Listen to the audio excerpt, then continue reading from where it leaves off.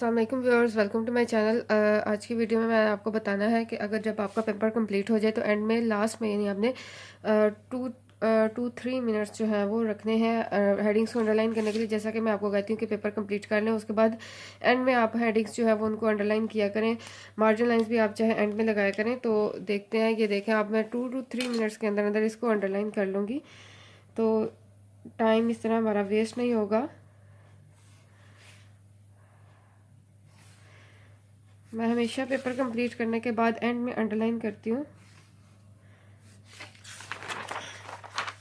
ठीक है, आपने पेपर कंप्लीट कर लिया तो आप फ़ौरन जो है वो अंडरलाइन स्टार्ट कर दें।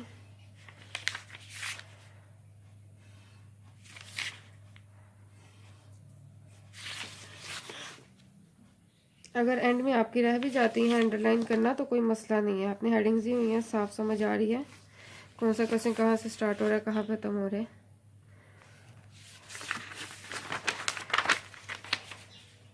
ये भी शॉर्ट क्वेश्चंस चल रहे हैं। जब आप लेंथ स्किप कर देते हैं तो उसको एंड कर दीजिए।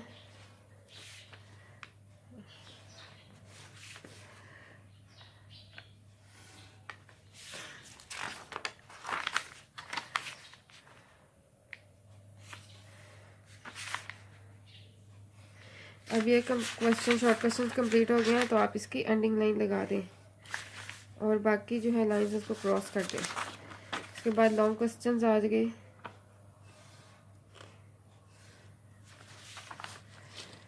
अब इसकी जो मेन हेडिंग है लॉन्ग क्वेश्चन की, इसको मैंने आपकी मर्ज़ी है 1 टाइम करें, 2 टाइम एंड 3 टाइम किया है। ये इसकी सब हेडिंग्स हैं।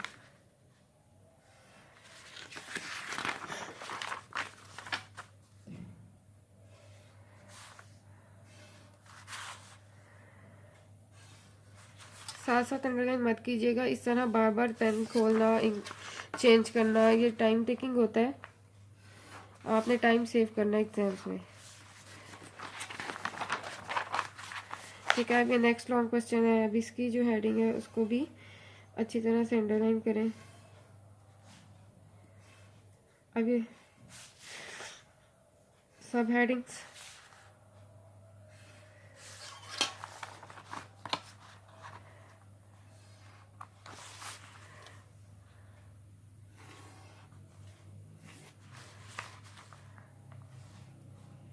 जब नेक्स्ट क्वेश्चन लॉन्ग स्टार्ट हो गया तो मैंने उसके पीछे जो है वो एंडिंग लाइन लगा दी।